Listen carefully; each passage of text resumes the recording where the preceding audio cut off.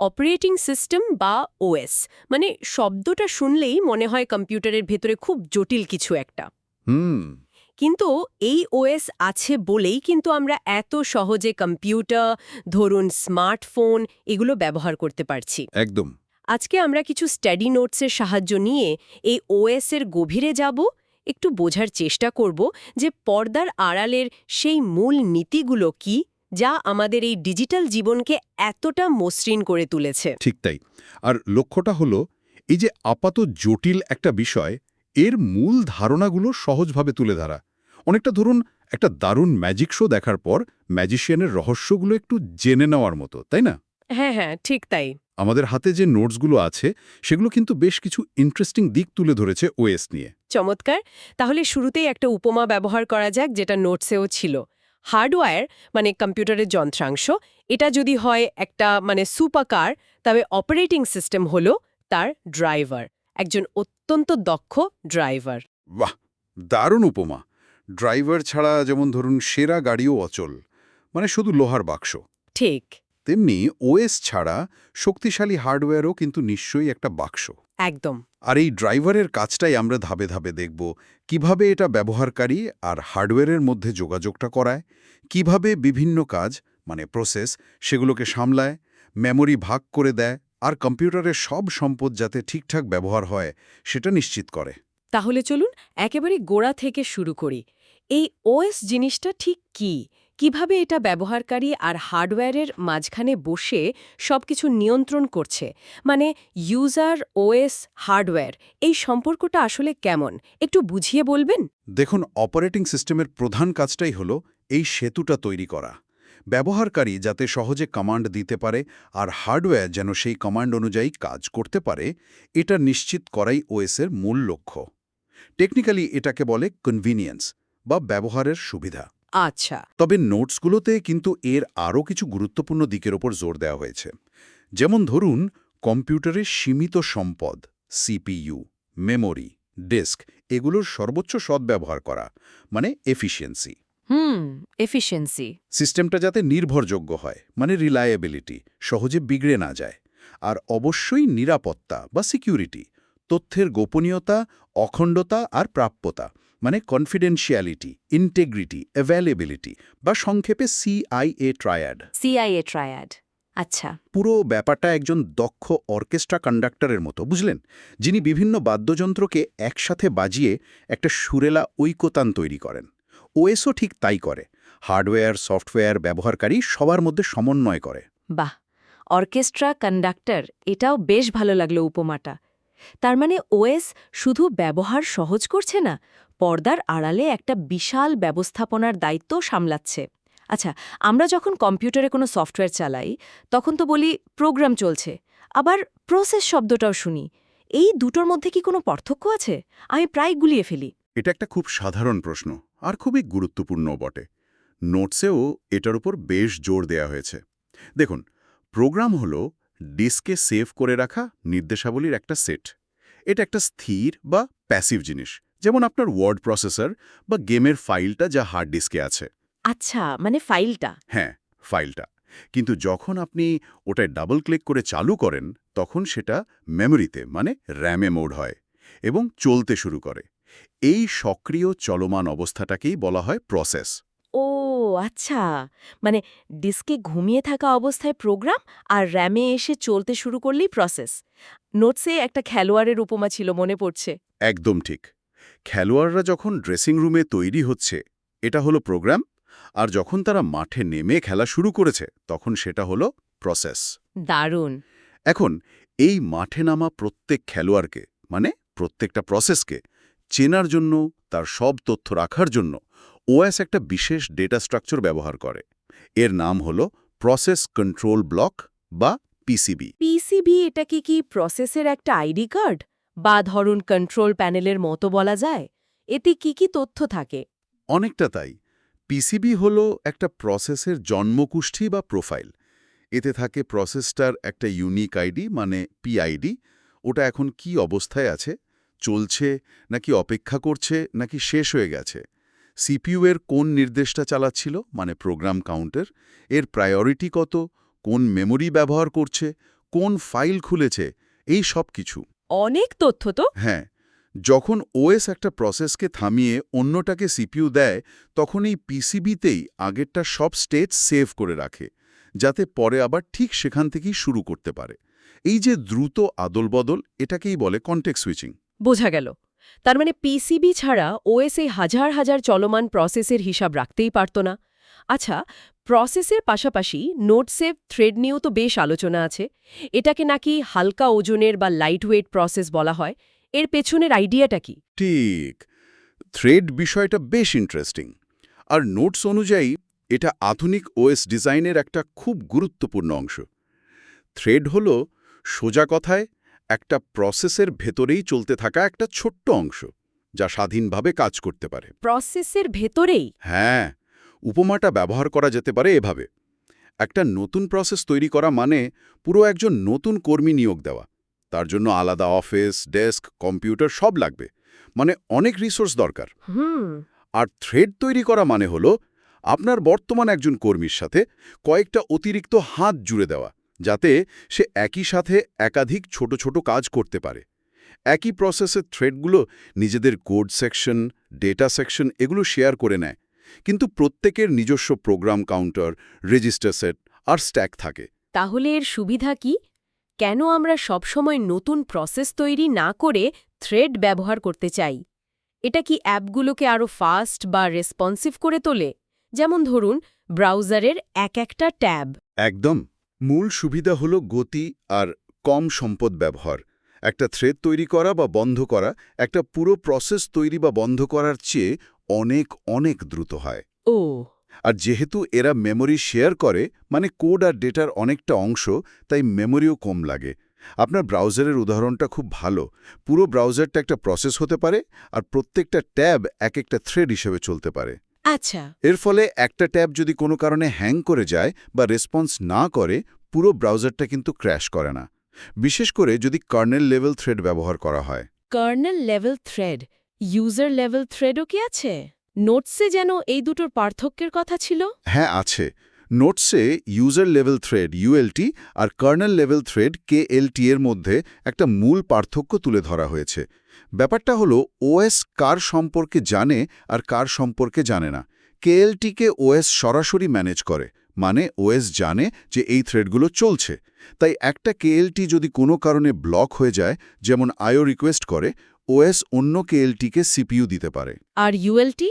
ULT অ্যাপ্লিকেশনের ভেতরে একটা লাইব্রেরি দিয়ে ম্যানেজ হয়। ওএস এদেরকে আলাদাভাবে চেনে না, সে শুধু মূল প্রসেসটাকে চেনে। এর সুবিধা হলো এটা আরও দ্রুত তৈরি করা যায়, কনটেক্সট সুইচিংও ফাস্ট হয়, কার্নেলের হস্তক্ষেপ ছাড়া।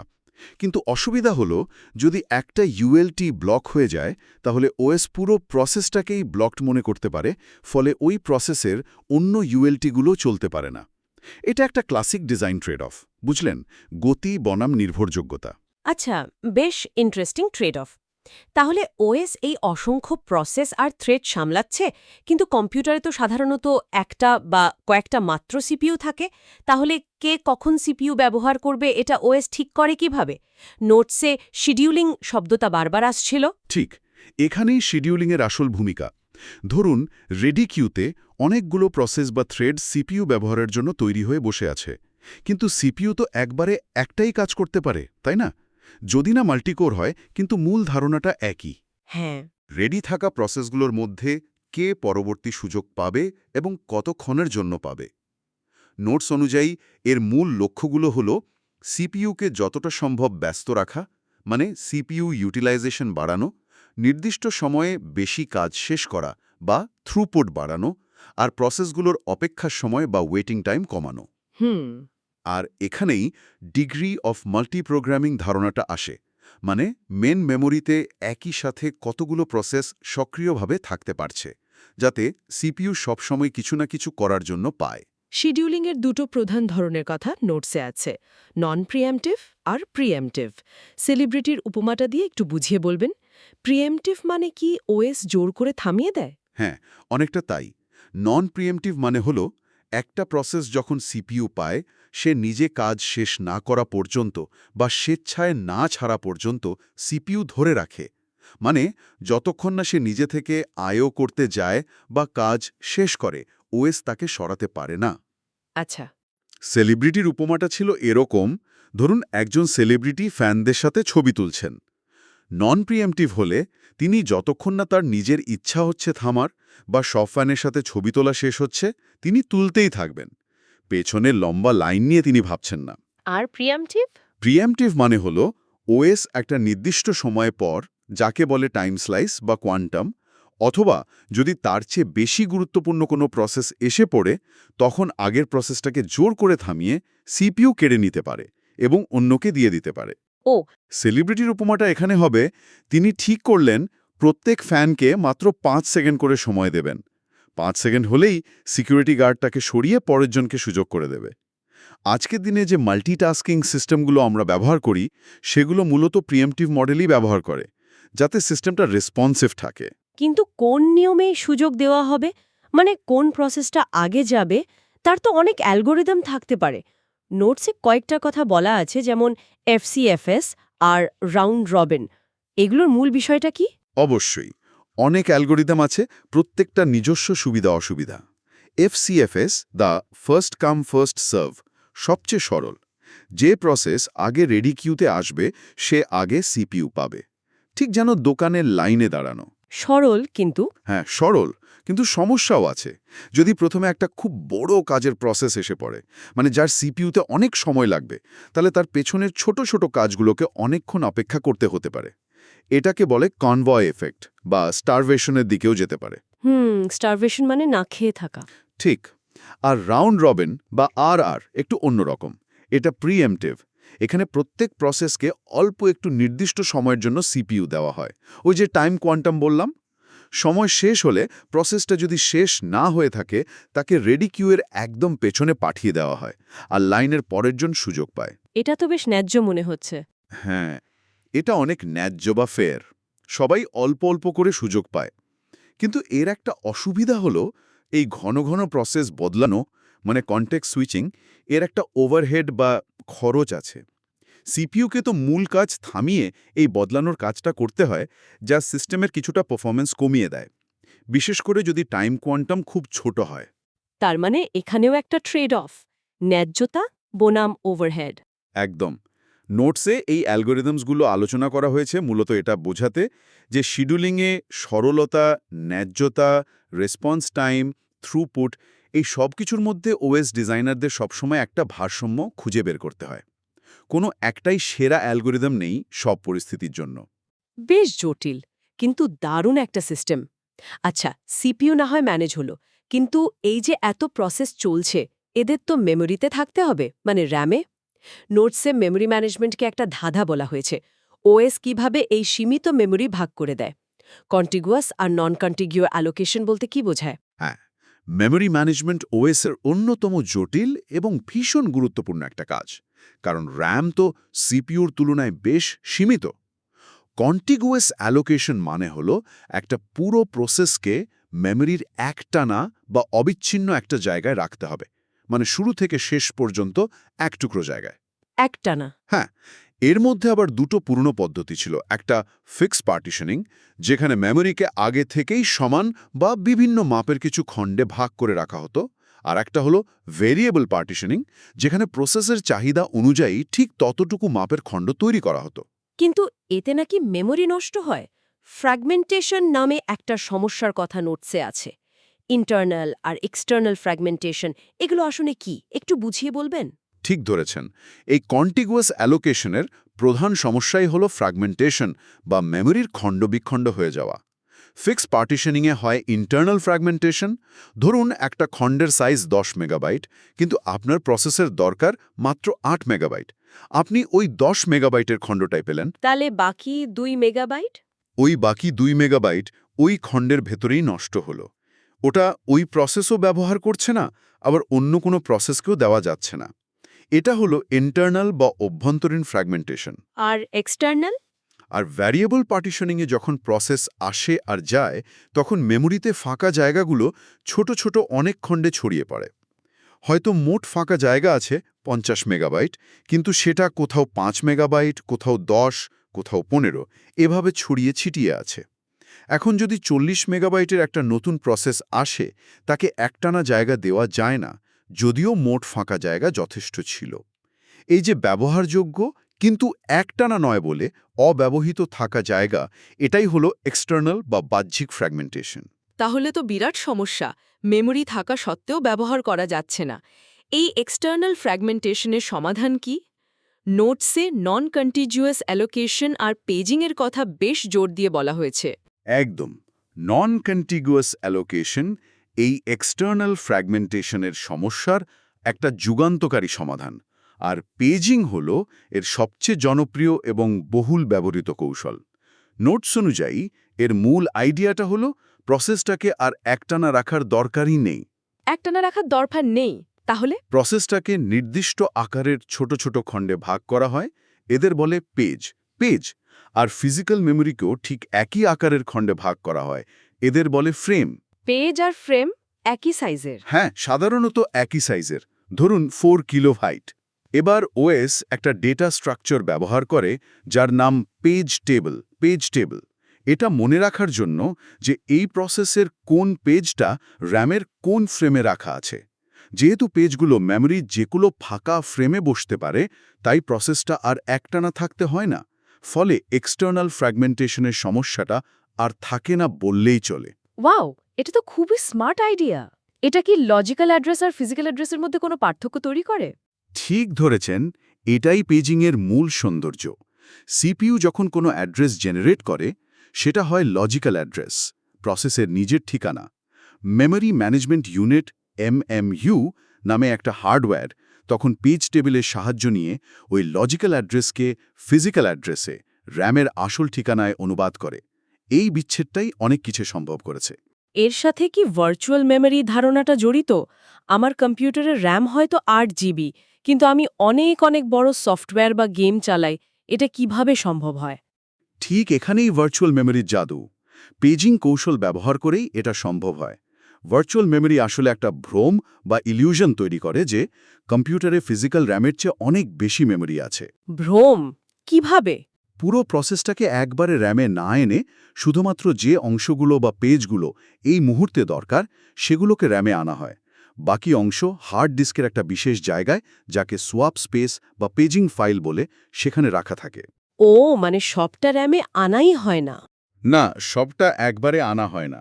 নোটসের উপমাটা ছিল এরকম: আপনার ডাইনিং টেবিলে বিশাল এক ভোজের আয়োজন, প্রসেসের পুরো কোড আর ডেটা, কিন্তু আপনি তো একবারে সবটা খাবেন না, তাই না? আপনি অল্প অল্প করে খাচ্ছেন, শুধুমাত্র দরকারি পেজগুলো র্যামে লোড হচ্ছে। যখন অন্য কিছুর দরকার হবে, তখন সেটা ডিস্ক থেকে নিয়ে আসা হবে। কিন্তু যদি এমন কোনো অংশের দরকার হয় যেটা র্যামে নেই, ডিস্কে আছে, তখন কি হয়? তখনই ঘটে পেজ ফল্ট। যখন সিপিইউ এমন একটা পেজের ডেটা চায় যা র্যামে নেই, পেজ টেবিল দেখে এমএমইউ এটা বুঝতে পারে, তখন একটা ইন্টারাপ্ট তৈরি হয়। ওএস তখন বুঝতে পারে যে একটা পেজ ফল্ট হয়েছে। তখন ওএস কি করে? ওএস সাময়িকভাবে ওই প্রসেসটাকে থামিয়ে দেয়, তারপর ডিস্ক থেকে দরকারি পেজটা খুঁজে বের করে। এরপর র্যামে একটা ফাঁকা ফ্রেম খুঁজে সেখানে পেজটাকে লোড করে আর পেজ টেবিলটা আপডেট করে দেয়। যদি র্যামে কোনো ফাঁকা ফ্রেম না থাকে, তখন একটা পেজ রিপ্লেসমেন্ট অ্যালগোরিদম ব্যবহার করে কোনো একটা পুরনো বা কম ব্যবহৃত পেজকে র্যাম থেকে সরিয়ে ডিস্কে পাঠিয়ে দেয়, যদি ওটাতে কোনো পরিবর্তন হয়ে থাকে, এবং নতুন পেজটাকে সেই জায়গায় আনে। পুরো প্রক্রিয়াটা কি ব্যবহারকারী টের পায়? না, এই পুরো প্রক্রিয়াটাই ব্যবহারকারীর অজান্তে, মানে ট্রান্সপারেন্টলি ঘটতে থাকে। শুধু মনে হতে পারে যে সিস্টেমটা একটু স্লো হয়ে গেল কিছুক্ষণের জন্য, কারণ ডিস্ক থেকে ডেটা আনা র্যামের চেয়ে অনেক ধীর। কিন্তু এর ফলেই আমরা সীমিত র্যামেও বড় বড় প্রোগ্রাম চালাতে পারি। যখন একাধিক প্রসেস বা থ্রেড একই ডেটা নিয়ে কাজ করে, যেমন ধরুন কোনো শেয়ার করা ভেরিয়েবল বা ফাইল, তখন তো গোলমাল হতে পারে। নোটসের রেস কন্ডিশনের কথা বলা হয়েছে, ব্যাংক অ্যাকাউন্টের উপমাটা মনে পড়ছে। হ্যাঁ, এটা কনকারেন্সি কন্ট্রোলের একটা ক্লাসিক সমস্যা। যখন 2 বা তার বেশি প্রসেস বা থ্রেড একই সাথে কোনো শেয়ার করা ডেটা অ্যাক্সেস করার চেষ্টা করে এবং অন্তত একজন সেটাকে পরিবর্তন করার চেষ্টা করে, তখন কাজের চূড়ান্ত ফলাফল নির্ভর করে কে কখন অ্যাক্সেসটা করল তার সূক্ষ্ম টাইমিংয়ের উপর। এই অনিশ্চিত অবস্থাকেই রেস কন্ডিশন বলে। ব্যাংক অ্যাকাউন্টের উপমাটা কি ছিল? উপমাটা ছিল ক্লাসিক। ধরুন আপনার আর আপনার বন্ধুর একটা জয়েন্ট ব্যাংক অ্যাকাউন্ট আছে, ব্যালেন্স আছে ১,০০০ টাকা। আপনারা দুজন প্রায় একই সময়ে দুজন আলাদা এটিএম থেকে ৫০০ টাকা করে তোলার চেষ্টা করলেন। যদি সিস্টেম ঠিকমতো ডিজাইন করা না থাকে তাহলে কি হতে পারে? কি হতে পারে? হতে পারে দুজনের ট্রানজাকশনই প্রায় একসাথে শুরু হলো। দুজনেই দেখল ব্যালেন্স ১,০০০ টাকা, যা ৫০০-র চেয়ে বেশি। দুজনেই টাকা তুলে নিল। সিস্টেম পরে ব্যালেন্স আপডেট করল, হয়তো ১৫০০ = ৫০০, আবার অন্যজনও আপডেট করল ১৫০০ = ৫০০। কিন্তু আসলে তো ১,০০০ টাকা তোলা হয়ে গেছে। ব্যালেন্স 0 হওয়ার কথা ছিল, কিন্তু ৫০০ দেখাচ্ছে। এটা একটা রেস কন্ডিশন। সর্বনাশ! কোডের যে অংশে এই শেয়ার করা ডেটা, যেমন ব্যালেন্স ভেরিয়েবল, অ্যাক্সেস করা হয়, সেই অংশটুকুকে বলে ক্রিটিক্যাল সেকশন। ক্রিটিক্যাল সেকশনে ঢোকার আগে কি তাহলে প্রসেসগুলোকে কোনো নিয়ম মানতে হয়, যাতে এই গণ্ডগোল না হয়? নোটসে সিঙ্ক্রোনাইজেশন আর সেমাফোরের কথা উল্লেখ আছে। ঠিক তাই। এই সমস্যা সমাধানের জন্য সিঙ্ক্রোনাইজেশন মেকানিজম দরকার। এর উদ্দেশ্য হল এই ক্রিটিক্যাল সেকশনগুলোকে এমনভাবে নিয়ন্ত্রণ করা যাতে একই সময়ে মাত্র একটাই প্রসেস তার ক্রিটিক্যাল সেকশনে ঢুকতে পারে। এটাকে বলে মিউচুয়াল এক্সক্লুশন বা পারস্পরিক বর্জন। Mutual exclusion. হ্যাঁ, আর সেমাফোর হল এরকম একটা সিগন্যালিং মেকানিজম বা টুল যা ওএস বা প্রোগ্রামাররা ব্যবহার করে এই সিঙ্ক্রোনাইজেশন অর্জন করতে। এটা আবিষ্কার করেছিলেন এডগার ডাইকস্ট্রা। সেমাফোর এটা কিভাবে কাজ করে? সেমাফোর মূলত একটা ইন্টিজার ভ্যারিয়েবল, যার উপর দুটো অ্যাটমিক অপারেশন করা যায়, ওয়েট বা পি আর সিগন্যাল বা ভি। সহজ ভাষায়, ওয়েট অপারেশন সেমাফোরের মান ১ কমায়, যদি মান 0 বা তার কম হয় তাহলে প্রসেসটা ব্লক হয়ে যায়। আর সিগন্যাল অপারেশন মান ১ বাড়ায় এবং যদি কোনো প্রসেস ব্লক হয়ে থাকে তাকে জাগিয়ে দেয়। আচ্ছা। বাইনারি সেমাফোর, যার মান শুধু 0 বা ১ হতে পারে, মূলত এই মিউচুয়াল এক্সক্লুশনের জন্য ব্যবহৃত হয়। ক্রিটিক্যাল সেকশনের আগে ওয়েট আর পরে সিগন্যাল কল করে। আর কাউন্টিং সেমাফোর, যার মান যে কোনো অঋণাত্মক পূর্ণ সংখ্যা হতে পারে, ব্যবহার করা হয় যখন কোনো রিসোর্সের একাধিক কপি থাকে। যেমন ধরুন একটা প্রিন্টার পুল, যেখানে ৫টা প্রিন্টার আছে। বুঝলাম, কিন্তু এত সব নিয়ন্ত্রণের পরেও কি সিস্টেম পুরোপুরি আটকে যেতে পারে? মানে কোনো প্রসেসই আর এগোতে পারছে না? নোটসের ডেডলকের কথা আছে, যার উপমাগুলো বেশ মজার ছিল, ডাইনিং ফিলোসফার্স বা ট্রাফিক জ্যাম। হ্যাঁ, সিঙ্ক্রোনাইজেশন ঠিকমতো না করলে বা রিসোর্স অ্যালোকেশনের সমস্যা হলে ডেডলক হতে পারে। এটা হলো সেই চরম অচলাবস্থা, যখন ২ বা ততোধিক প্রসেস এমনভাবে একে অপরের জন্য অপেক্ষা করতে থাকে যে কেউই আর এগোতে পারে না। কিভাবে? ধরুন প্রসেস এ রিসোর্স R1 ধরে রেখেছে আর রিসোর্স R2 এর জন্য অপেক্ষা করছে। আর প্রসেস বি রিসোর্স R2 ধরে রেখেছে আর রিসোর্স R1 এর জন্য অপেক্ষা করছে। কেউই নিজের ধরা রিসোর্স ছাড়বে না যতক্ষণ না অন্যটা পায়, ফলে দুজনই আটকে গেল। ট্রাফিক জ্যামের মতো। একদম। ট্রাফিক জ্যামের উপমাটা খুব ভালো। ৪ রাস্তার মোড়ে চারদিক থেকে গাড়ি এসে এমনভাবে আটকে গেছে যে কেউই নড়তে পারছে না, কারণ প্রত্যেকেই অন্যের রাস্তা ছাড়ার অপেক্ষায় আছে। ডাইনিং ফিলসফার সমস্যাটাও একই রকম। ক্লাসিক উদাহরণ। ডেডলক হওয়ার জন্য কি কোনো নির্দিষ্ট শর্ত পূরণ হতে হয়? নোটসে যেন ৪টে শর্তের কথা ছিল। হ্যাঁ, ডেডলক হওয়ার জন্যে একই সাথে ৪টে শর্ত পূরণ হতে হয়। ১. মিউচুয়াল এক্সক্লুশন, রিসোর্সগুলো শেয়ার করা যায় না, একবারে একজনই ব্যবহার করতে পারে। ২. হোল্ড অ্যান্ড ওয়েট, একটা প্রসেস অন্তত একটা রিসোর্স ধরে রেখে অন্য রিসোর্সের জন্য অপেক্ষা করছে। ৩. নো প্রিএমশন, রিসোর্স জোর করে কেড়ে নেওয়া যায় না, প্রসেসকে স্বেচ্ছায় ছাড়তে হয়। ৪. সার্কুলার ওয়েট, প্রসেসগুলোর মধ্যে একটা চক্রাকার অপেক্ষা সম্পর্ক তৈরি হয়েছে। এ অপেক্ষা করছে বি এর জন্য, বি অপেক্ষা করছে সি এর জন্য, ... জেড অপেক্ষা করছে এর জন্য। এই ৪টে শর্ত একসাথেই পূরণ হতে হবে। হ্যাঁ, ৪টেই একসাথে উপস্থিত থাকতে হবে ডেডলক হতে হলে। তাই ওএস ডিজাইনারদের চেষ্টা থাকে এই শর্তগুলোর অন্তত একটাকে ভেঙে ডেডলক প্রতিরোধ করা, প্রিভেনশন, অথবা ডেডলক এড়িয়ে চলা, অ্যাভয়েডেন্স, কিংবা ডেডলক হলে সেটা শনাক্ত করে সারিয়ে তোলা, রিকভারি। দারুণ ব্যাখ্যা। একেবারে পরিষ্কার হয়ে গেল ব্যাপারটা। সবশেষে একদম সংক্ষেপে যদি ডিস্ক আর ফাইল সিস্টেমের বিষয়টা বলেন। এই যে এত ডেটা তৈরি হচ্ছে, প্রোগ্রাম চলছে, এগুলো স্থায়ীভাবে পার্মানেন্টলি কিভাবে রাখা হয় আর পরে খুঁজে পাওয়া যায়? নোটসের ডিস্ক শিডিউলিং আর ফাইল অ্যালোকেশনের কথা ছিল। অবশ্যই ডেটা স্থায়ীভাবে রাখার জন্য আমরা সাধারণত হার্ড ডিস্ক ড্রাইভ এইচডিডি বা সলিড স্টেট ড্রাইভ এসএসডি ব্যবহার করি। পুরনো এইচডিডির ভেতরে ঘুরন্ত চাকতি বা প্ল্যাটার থাকে, যেখানে ম্যাগনেটিক্যালি ডেটা লেখা হয়। এই প্ল্যাটারগুলো ট্র্যাক আর সেক্টরে ভাগ করা থাকে। একটা রিড রাইট হেড আর্মের মাথায় লাগানো থাকে, যেটা এই ট্র্যাকগুলোর ওপর ঘুরে ডেটা পড়ে বা লেখে। এই হেড নড়াচড়া করে। কি সঠিক ট্র্যাকে যেতে এবং সঠিক সেক্টরটা হেডের নিচে আসার জন্য অপেক্ষা করতে সময় লাগে। বিশেষ করে হেডের নড়াচড়ার সময় যাকে সিক টাইম বলে, এটা বেশ বেশি হতে পারে। তাই ডিস্ক শিডিউলিং অ্যালগোরিদমগুলো যেমন এফসিএফএস, এসএসটিএফ, স্ক্যান বা এলিভেটর অ্যালগোরিদম চেষ্টা করে হেডের মোট নড়াচড়া কমিয়ে ডিস্ক অ্যাক্সেসের গড় সময় কমাতে, মানে ডিস্কের পারফরমেন্স বাড়াতে। স্ক্যান অ্যালগোরিদমটা লিফটের মতো একদিকে যেতে যেতে সব রিকোয়েস্ট সার্ভ করে, শেষ প্রান্তে পৌঁছে আবার উল্টো দিকে ফেরে। আচ্ছা, আর ফাইল সিস্টেম? আর ফাইল সিস্টেম হলো ওএসের সেই অংশ যা ডিস্কের উপর ডেটাগুলোকে আমাদের চেনা পরিচিত ফাইল আর ফোল্ডারের বা ডিরেক্টরির মাধ্যমে সুন্দরভাবে সাজিয়ে রাখে এবং সেগুলো ট্র্যাক রাখে। এটা ঠিক করে একটা ফাইলের ডেটা ব্লকগুলো ডিস্কের কোথায় কোথায় রাখা হবে। এরও কি বিভিন্ন পদ্ধতি আছে? হ্যাঁ, ফাইল অ্যালোকেশনেরও বিভিন্ন পদ্ধতি আছে। নোটসে কয়েকটার উল্লেখ ছিল। ১. Contiguous allocation. ফাইলের সব ব্লক ডিস্কে একটানা রাখা হয়। এটা দ্রুত রিড করা যায়, কিন্তু এক্সটার্নাল ফ্র্যাগমেন্টেশনের সমস্যা হয় আর ফাইলের সাইজ বাড়ানো কঠিন। ২. Linked allocation. প্রত্যেক ব্লকে পরের ব্লকের ঠিকানা লেখা থাকে, একটা চেনের মতো। ফ্র্যাগমেন্টেশন সমস্যা নেই, ফাইলের সাইজ বাড়ানো সহজ, কিন্তু র্যান্ডম অ্যাক্সেস করা খুব ধীর গতির, কারণ পুরো চেইন ধরে যেতে হয়। ৩. Indexed allocation.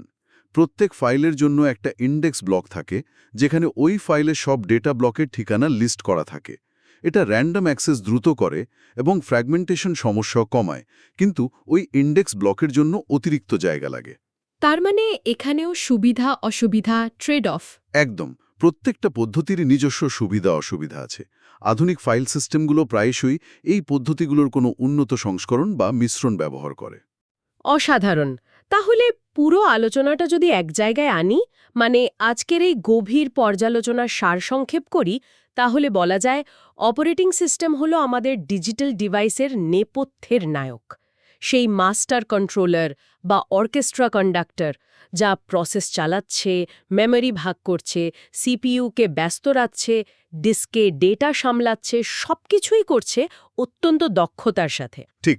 আর এর মূল লক্ষ্য সেই তিনটি জিনিস যা আমরা শুরুতে বলেছিলাম: ব্যবহার সহজ করা বা কনভিনিয়েন্স, সিস্টেমকে কার্যকর রাখা বা এফিসিয়েন্সি, আর আমাদের ডেটাকে সুরক্ষিত রাখা বা সিকিউরিটি। একদম। আজকের আলোচনা থেকে এটা আশা করি স্পষ্ট হয়েছে যে আমরা যে এত অনায়াসে, এত মসৃণভাবে কম্পিউটার বা স্মার্টফোন ব্যবহার করি, তার পেছনে এই অপারেটিং সিস্টেমের অবদান বিশাল। এই যে এত জটিল কাজগুলো সে নীরবে পর্দার আড়ালে করে বলেই আমাদের ডিজিটাল অভিজ্ঞতাটা এত ভালো হয়। আলোচনা প্রায় শেষের দিকে যাওয়ার আগে একটা প্রশ্ন কি ভাবনার জন্য রেখে যাওয়া যায়, যা এই আলোচনার উপর ভিত্তি করে?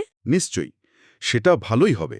আমরা দেখলাম অপারেটিং সিস্টেম ডিজাইন করতে গিয়ে নির্মাতাদের কত কঠিন সিদ্ধান্ত নিতে হয়, কত কিছুর মধ্যে ভারসাম্য রাখতে হয়।